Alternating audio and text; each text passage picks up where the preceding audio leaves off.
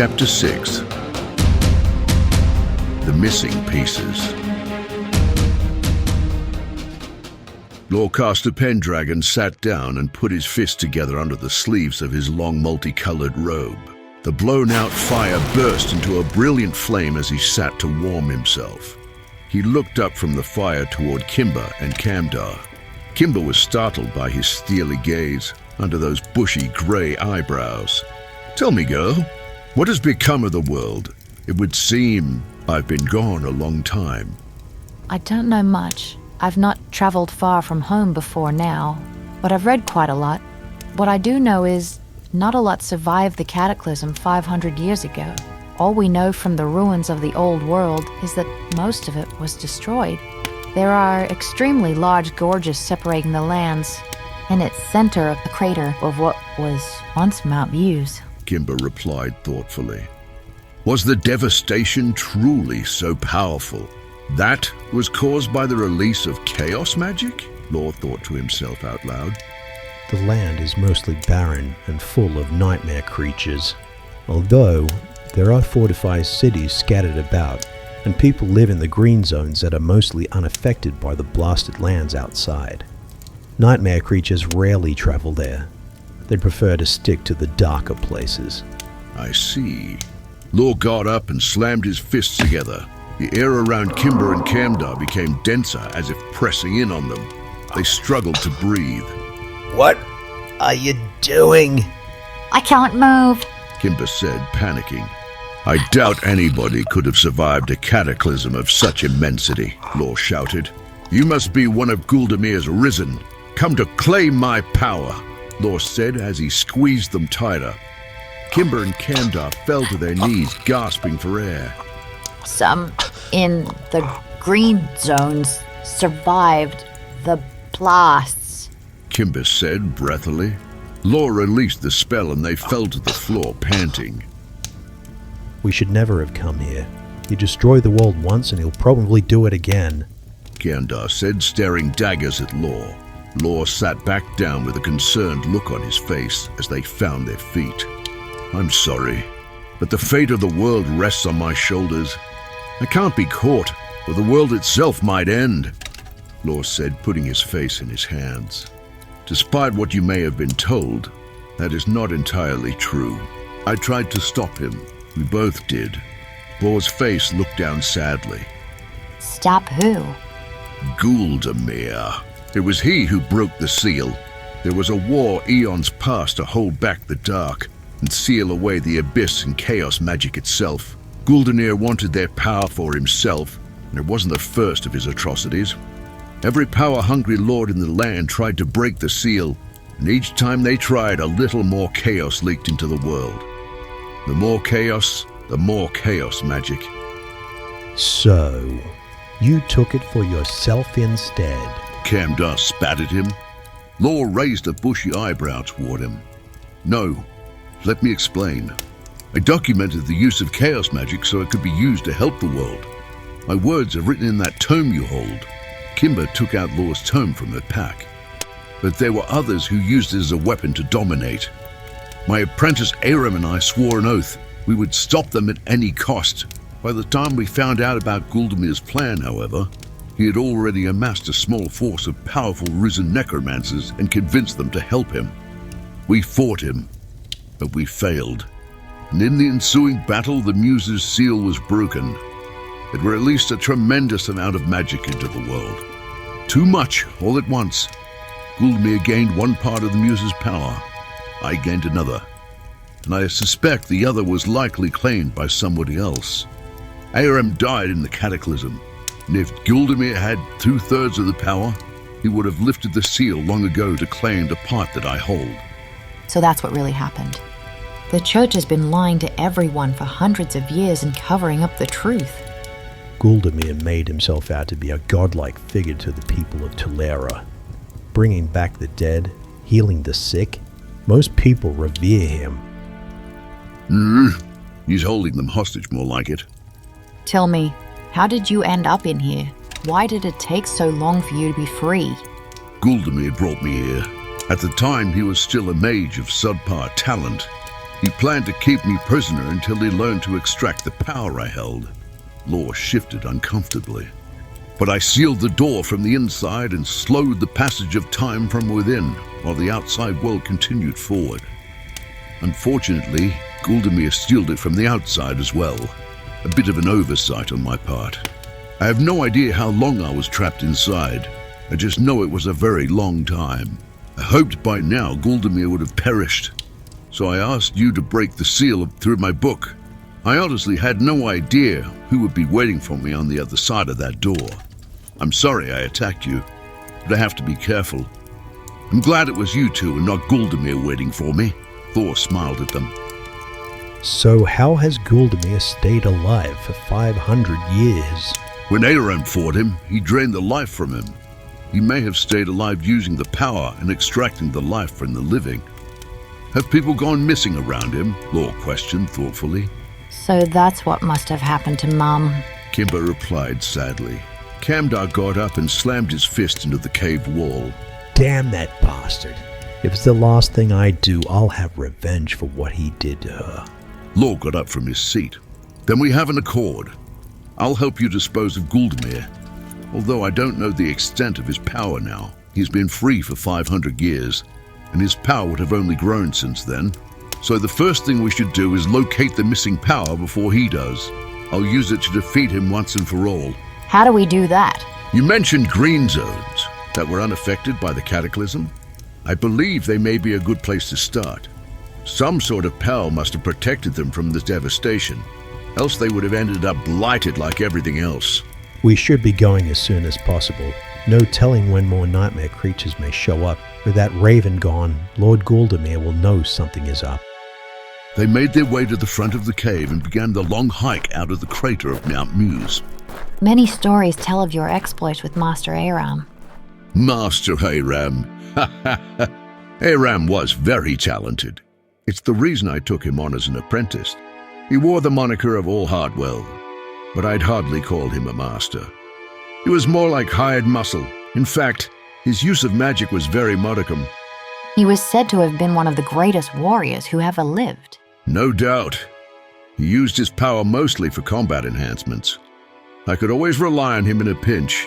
He was a dear friend, Bor said, looking down, visibly upset. I failed him. I'm sure you did everything you could. Kimber said, trying to comfort him. Laura rustled her hair with a smile. I need to take a break, Kandar said urgently as he rushed off to find a place to relieve himself. So, you've been reading my book, have you? How about you show me what you've learned? Oh, I haven't been studying long. Guldenir and his acolytes kept the books under lock and key. I only just got my hands on this one before we got your message. Nevertheless, you managed to kill the bird, so you must have a rudimentary knowledge of fire manipulation. Try a fireball at that dead tree. Law pointed over to a nearby deadwood at the edge of the ledge. I only just summoned a fireball for the first time back there in the cave, and I didn't summon the fire myself, she said, trying to find an excuse not to embarrass herself. I see. Law raised a bushy brow. Do as I do. Law slammed his fists together and Kimber did the same. Your knuckles should be interlaced, forming a tight seal. Otherwise your life force won't flow directly. After fixing her posture and hand position, he instructed, pull on your energy and feel it circulating. Build it like you're pouring water from a bucket into a small cup. Too much and you're wasted. Too little won't be enough. The air around Kimber grew colder with the increase of her power. Very good, now hold it. You should be able to feel the chaos magic around you. The wind, the earth, the sky, and even the temperature fluctuations in the air. I can feel it, Kimber replied, surprised. Now keep circulating your life energy by quickly extending an arm like this and grabbing it at the elbow like this. Laura extended one arm outward and grabbed his elbow to demonstrate. Kimber nodded and followed suit. This way, you can continue pouring in energy as you build the flame. Pull all of the heat from the air and add your life energy to it. Focus on the point just beyond your palm. A fireball erupted from Law's hand, floating in the air just beyond his palm. He released the spell, and it snuffed out with a wisp of smoke. "Your turn," Law said as he pointed to the deadwood. Kimber pulled on the heat around her, and sparks flickered at her palm, then a small flicking fire. She laughed triumphantly. "You've got the fire. Now give it the fuel it needs to burn," Law said, and Kimber poured her life force into the flame. It burst into a small fireball the size of her palm. I did it! Don't put too much of yourself into it, or you'll burn yourself out. Only use half at most. Now, aim at the deadwood just between your 2 fingers and between your knuckles. Then give it a push, Law instructed, lifting her arm up slightly. Kimber lined up the tree, focused, aimed, then pushed. The fireball shot from her hand and the deadwood exploded into splinters. Kimber jumped up and down with excitement, and Law chuckled with her. What the hell? Kandar shouted from behind a rock on the other side of the tree, desperately trying to pull up his pants. Law and Kimber couldn't hold back their amusement and let out a hearty laugh. I'm sorry, I didn't know you were there. Kinder said after she regained her composure. You could have killed me, girl. You certainly made the process of evacuating my bowels much faster. Kandar said, struggling with his pants, which made Law and Kimber laugh harder. They continued onward in good spirits. Once they reached the top, Law launched a fireball and blew a large scorpion-like creature into embers. Other nightmare creatures around them retreated to escape a similar fate. Law looked out at the land and the devastation around him and sunk to his knees. He grabbed the point he had from his head and grasped it to his heart. It's all gone, all of it. There's nothing left of what was. There's barren wastes and monsters, he said in despair. There are still cities and towns closer to the green zones. We'll head for Riverside Village in the northwest. Heard there was a resistance gathering somewhere there. Kimber walked along, then suddenly tripped a wire along the path. Knives came flying at her from every direction. Law slammed his fists together and stalagmites of earth pooled up around them. The knives collided with it. Law slammed his foot down and the earth crumbled away. Well, aren't we perceptive? Silas said, dropping down from a nearby tree. He dodged suddenly as a fireball ripped just past his face. He looked up to see Law's palm still smoking.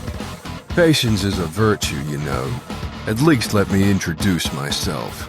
I'm afraid you've already worn out your welcome, Law said angrily as he fired another fireball at him. Silas did an aerial flip to the side and hid behind a boulder. You're very decisive. I can see why you gave my lord trouble. I'm Silent Silas, officer of Lord Guldenhair. It's nice to finally meet you, Lord Pendragon. Silas said, readying a knife. He heard no reply, only silence. He peered out from behind the boulder to find nobody there. Oh, you sneaky scoundrel. Law, Kimber, and Camdar were veiled and running down the road. They reached a rocky overhang and stopped to rest, dropping the veil. Panting, Kimber fell against the rock wall. Quick thinking, young one. We'll make an apprentice of you yet. Silas. He's one of Guldamir's inner circle. I heard he's a master of tracking his enemies, and also Guldamir's chief interrogator. That doesn't bode well for us. Silas took out a small statue of a raven and threw it into the air. It burst into black miasma. The smoke swirled and coalesced into a raven. He then pulled out another phylactery statue of a humanoid werewolf. The raven cawed as it flew past the three hiding beneath the rocky overhang. He's found us. How do you know? Those ravens with the smoke trailing them had Guldamir's eyes. We can't hide from him with that bird following us. We'll have to face him. They hid alongside the road behind whatever covering they could find and waited. Kimber looked down the road from behind a rock. A knife pressed against her throat and her eyes went wide. It lifted her to her feet as she tried not to get cut by the blade. Kimber got up slowly and turned to see Silas behind her. Where are your friends, girl? She turned to face him. and the knife in his hand got red hot. Shit! Silas cried out as he dropped the knife. It turned into a puddle of molten steel on the ground, and he backed up to avoid the sparks. Law and Camdar walked toward him, all three of them fists interlocked and ready for battle. Silas continued backing up. Hold on a minute. I have something for you. Silas smirked. Suddenly, a massive, powerful nightmare creature launched itself from the dust fog on their left.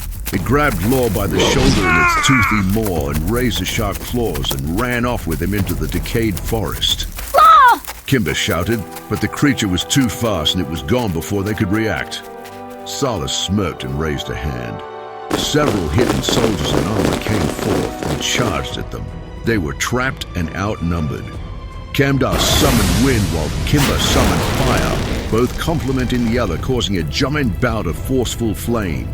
Three soldiers were caught alight and screamed a blood-curdling cry as they burned. Silas threw a knife, cutting Kimber's thigh, and the flames ceased. She fell toward Camdar. He grabbed her before she hit the ground, and the soldiers rushed in, surrounding them with weapons inches from them. Law was being dragged from a bloody wound. He cried out in agony as the beast dragged him in its maw. The old man slammed his fists together and a dead tree uprooted and fell in front of them. One branch clotheslined the werewolf across the neck. Branches snapped as they crashed through. The werewolf let out a whimper and threw Law upward, flying through the air. Fists together, he held his breath and pulled the air around him, making it denser, slowing his descent as he landed on his feet with a gust of wind.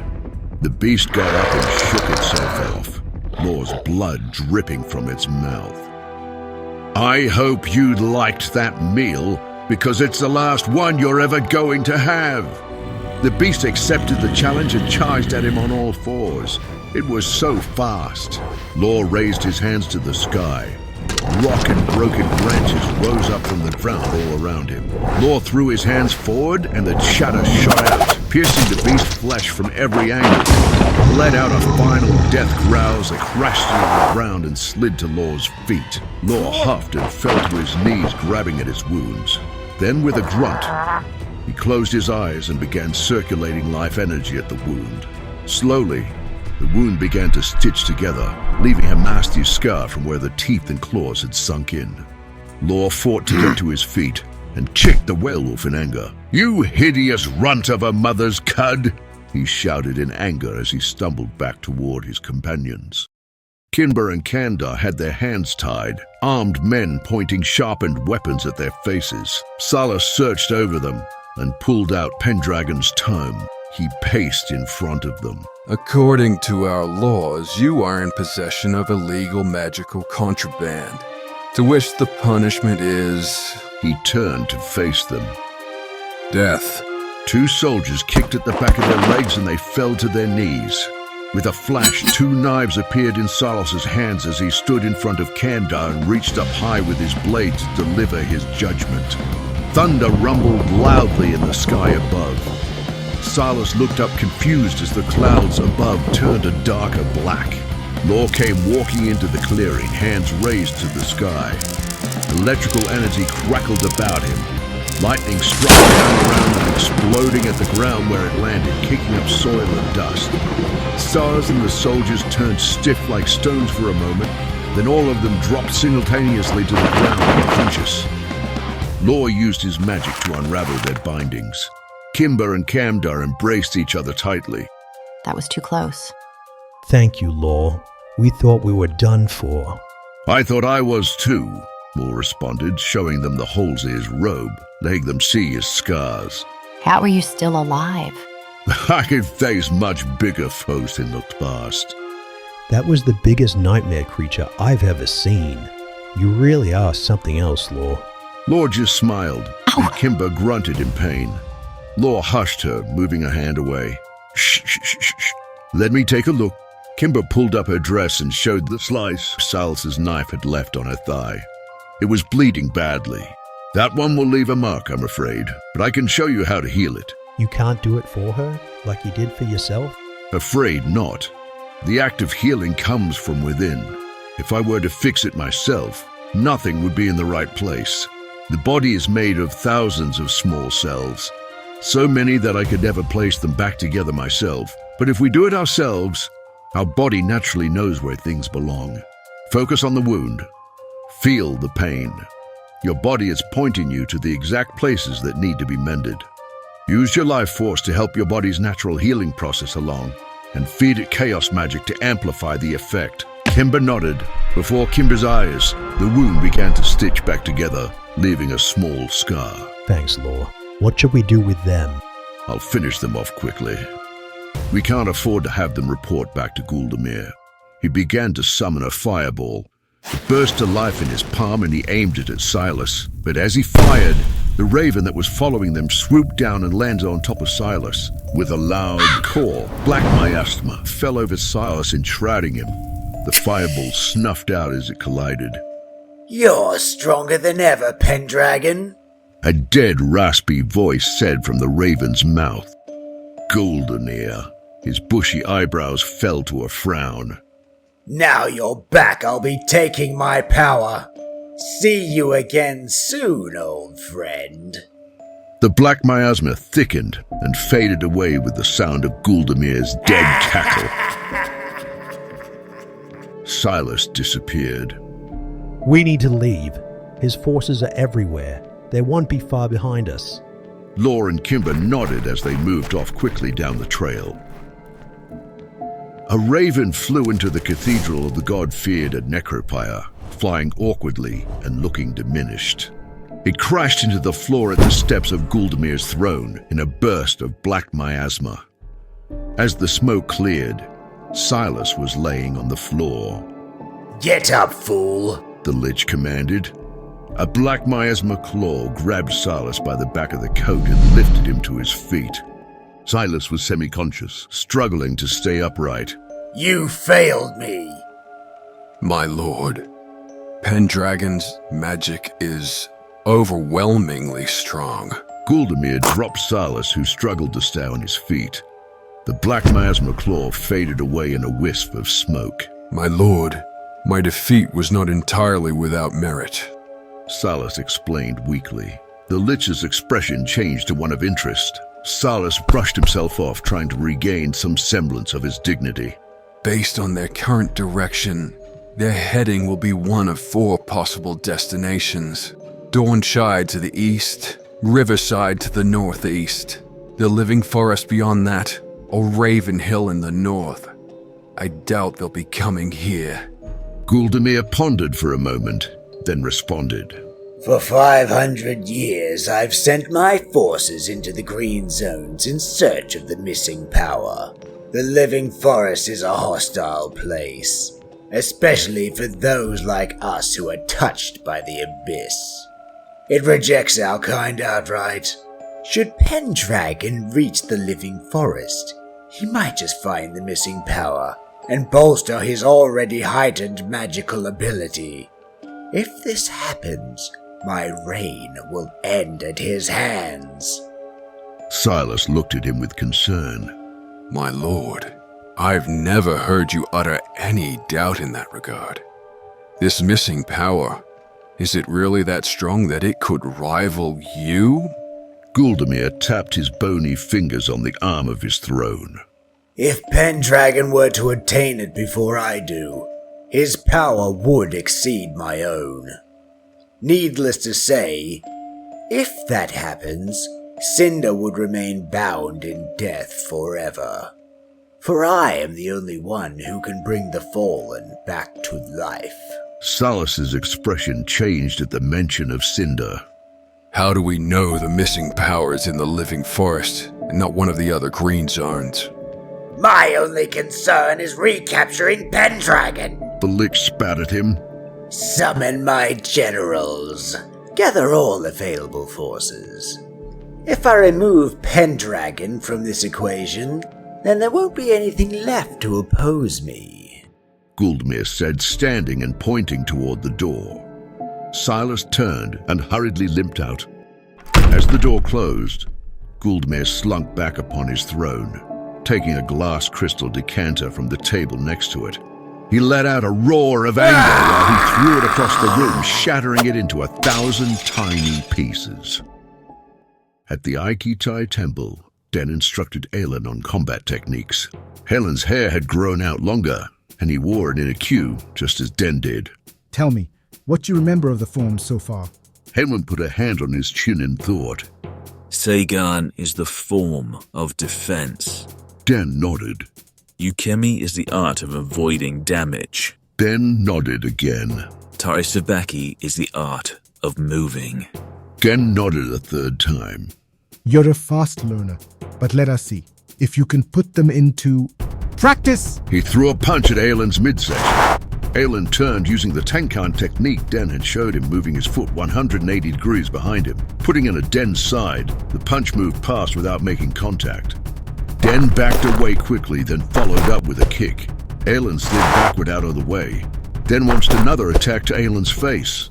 Aelin used Kaiten, doing a slight slide forward, turning 180 degrees with his hips. The punch narrowly missed him.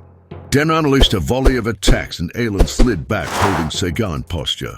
He effortlessly pushed each attack to the side with his palms, each one missing him by an inch. Den grabbed Aelin and attempted to throw him to the ground. Aelin moved with the force of the throw and redirected the power outwards instead of down, pulling Den along with him. Aelin rolled to the floor, and Den came flying over the top with twice the force. Den broke the contact, rolled into a ball, and expanded his body. He sprang up and slid backward. The centrifugal force completely dissipated. Den smiled, brushing the dirt from his clothing, then regarded Aelin. Well done, Aelin. That is all for today. They bowed to each other, and Den excused himself. Oh, Aelin, before I forget, why don't you try the I Say Shin meditation? Den said as he left. The I Say Shin meditation was a form of meditation done under the pressure of a waterfall.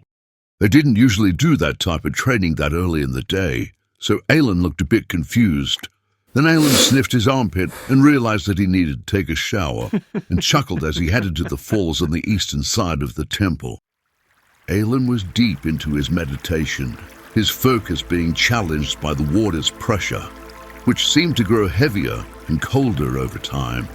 He delved deeper into his mind to escape the distraction. Visions of his late family clouded his thoughts. Their memories still weighed heavily on him. Aelin opened his eyes after a while and found he was short on breath. He decided to take a walk to ease his troubled mind. Following a path down the cliffside, gigantic trees towered over, making the area dark and shadowed beneath the temple. The sun shone briefly through the canopy of foliage, revealing the rock wall next to him. The cliff face showed petroglyphs of men with their hands raised toward the temple. Aelin moved some leafy vines, and above the image was a visage of a beautiful woman with her hands extended to them. A deity of some sort? Aelin pondered. He wandered further down the path which ran behind the waterfall. Pushing aside heavy vines, he entered a large overhang. Vines curtained the overhang. The ground was carpeted in a soft green moss, and fireflies moved around within, illuminating the space. In the center was a calm pool, occasionally being splashed with drops from the waterfall. Aelin sat at the edge of the pool and looked in. It seemed so serene, but the air grew colder. The light retreated, and his reflection clouded over. A vision of a silhouetted figure casting dark clouds swept through the forest. Vegetation wilted and died as he passed. Behind him walked thousands of people. Behind them, the people got more stooped, and ever more they stumbled, shambling and crawling, eventually turning into shadow and the silhouettes of nightmare creatures. Beyond that, everything was engulfed by darkness. Aelin fell back away from the pool, horrified from the vision he saw within. The pool darkened, but after a few moments, the light within the cave seemed to brighten again. A mote of white light slowly floated up from the water. It floated above it, hovering like a seed pod in the wind, and came to rest on the surface. The mote dimmed, showing a wisp, a creature made of light and pure energy. The pool brightened again, and the wisp took off, hovering above it. Aelin was startled by the mention of his name. The voice who said it sounded familiar. He knew that voice. Mother? No, I am not your mother, Aelin. What you are hearing is a voice that is calming to your soul. Who are you then? Ellen asked cautiously. I am a remnant of something long lost. You could say I am part of the forest itself. What I just saw in the pool just now, was that you? This pool has been magically purified. It can do many things. Prophecy or fate, a reflection of one's soul. It can see the lands past and the lands beyond. There are few like it in this world. The wisp said, dancing on the water's surface as it spoke to Aelin. Can it show me my family? The wisp stopped and stayed silent, but eventually responded. That which crosses the abyss should never return from the lands beyond, for it brings with it fearful darkness. The wisp grew brighter and dimmer, as if agitated by the suggestion. I'm sorry. Helen said as the wisp continued dancing on the surface of the pond, illuminating it with a touch of thin, light-filled tendrils. Do you like it here? I am bound to this place. My power diminishes the further I roam from here. How did you know my name? I know of most of the creatures who dwell within the forest, and even some that dwell beyond it. There are strangers approaching the forest. I can't stay here much longer, but come back and speak to me again before you go. And with a flash of light, the wisp was gone, and Aelin was alone again in the overhang. Aelin pondered over the words the wisp had spoken, and began to climb back up the cliff face. A few days later, Kimber, Camda, and Law made their way into Riverside Village. There were only a few houses that made up the village, and most were spread far apart from one another along the riverbank. Towering beside it was the living forest, made up of large trees wrapped with huge vines that constantly moved and grew. If you stopped and looked at it, you could see the forest moving, like watching clouds moving slowly through the sky. I can see why they call it the living forest, Law admired. There is definitely some magic at work here. They continued walking until they found the ruin of a house along the road. An etched sign on a stone wall read, "All Hearts." Law stopped in his tracks. Surely not, he thought to himself as he pushed a small wooden gate open and continued toward the house. What's going on, Master Pendragon? Law didn't respond. Camda and Kimber looked at each other, shrugged, and walked in after him. There was a giant hole in the wall. Law looked over the property. He took note of the training equipment, the destruction, and the things left behind. Most of it had been stolen by neighbors and passers-by, but the sentimental things remained. Whomever lived here must have fallen victim to bandits or nightmare creatures. Not surprising when you live all the way out here without the protection of the city walls. Kimber responded. Law grumbled. There was a battle here, pointing at the ruined house. How can you tell? There were weapons left lying everywhere outside, mostly knives, and they stink of dark magic. It seems Aram had progeny who survived all these years just to be snuffed out by assassins. Law slammed his fist into the stone wall in frustration. We can't shelter here.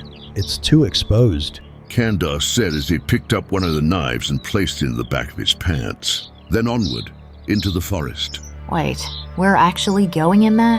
Kimber said nervously. How else are we going to find the power? As they approached the forest, they heard a cawing noise in the distance. Law turned to look back down the road to see a black miasma raven circling the path above. Guldamir's caught up with us. Around the bend, ghouls came running down the road at speed, shrieking as they saw the three of them. Law slammed his fists together and extended an arm, firing a fireball the size of a cannonball at the leading ghoul. It exploded violently into viscera and shattered bone flew out in all directions. A finger bone stuck into a tree next to Law's head, and his eyes grew wide. Run! Run! The three of them turned and ran into the forest. Kimber, being the smallest of them, had less trouble making a way through the thick vegetation. Kandai and Law followed behind. The ghouls snarled and gnashed and shambled their way behind them. One of them fell off a large tree root and skewered itself upon a broken tree stump. It exploded into viscera, bone shards shooting from the corpse. Law slammed his fist together and made a magic ward behind them. Bone shards rebounded off of it. Nasty, vile things. Goldenair's work, he said as he turned to continue running. The ghouls not far behind and in great numbers. Kimber tripped on a vine and it constricted around her foot. She tried to free herself with her hands, but the vine started constricting tighter and winding its way up her leg. Camdar took the knife from his belt and cut the vine, freeing Kimber. Law and Camdar helped her up, and they ran with the ghouls right on their heels. Law noticed some loose earth on the ledge above and slammed his fist together.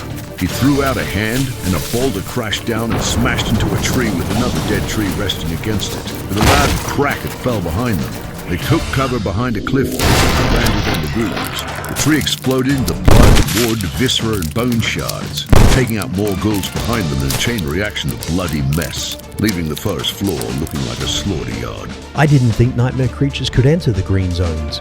These aren't nightmare creatures. These are the risen of Guldamir. That bought us some time, but we have to keep moving, Law said, pushing them onward deeper into the forest, ghouls still shrieking in pursuit.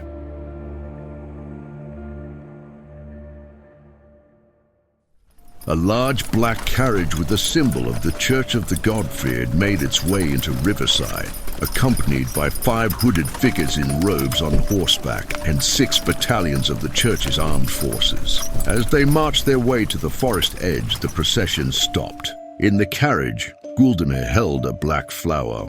He whispered something to it, and it oozed with black smoke as the carriage door swung open. Black miasma poured out from the flower, and the grass wilted away under it. Guldamir bent down and planted the flower into the ground. Dark roots began to grow from it, killing all other vegetation around him. The 5 hooded men on horseback lined up as the Lich stepped forward with his hands clasped together in prayer. Every one of Guldamir's forces took a knee, other than the 5 on horseback. As Guldamir approached the forest, a raven sat on his shoulder. As Guldamir walked into the forest, it died around him, turning into rot, cutting a path for his forces to follow.